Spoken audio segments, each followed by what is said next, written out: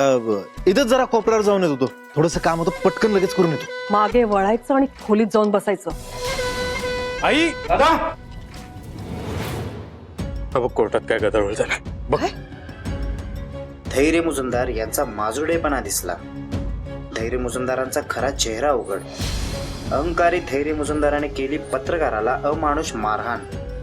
धैर्य मुजुमदारकडून पत्रकाराला जीवे मारण्याची धमकी. धैर्य मुजुमदारची राक्षसी वृत्ती उघड. मला कोर्टात जाऊन यायला हवं. गाडी काढायला सांग लवकर. अगं आई, आम्ही आई, आता गदारोळ उठलाच आहे तर अख्ख्या कोल्हापुरात धुरळा उडला पाहिजे.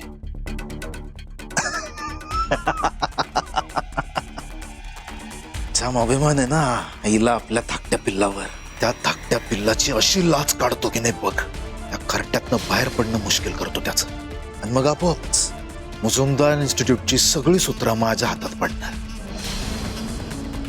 आता नाही त्या सावीला पुढं करून धैर्याला चितपट केलं, या साम्राज्यातून बाहेर हकललं नाही ना, नाव नाही सांगणार. विलास मुजुमदार.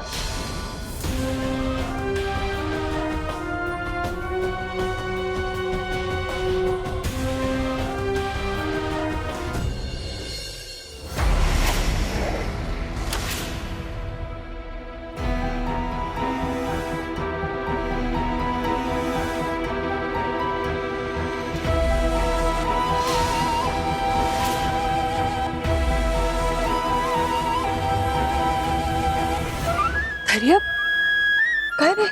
आई तू इथं? हो अरे, मामाने फोन करून सांगितलं तुला कोर्टात घेऊन आलेत म्हणून. काय काय झालं काय नक्की? आणि कुठल्या पेपरवर सही केलीस तू?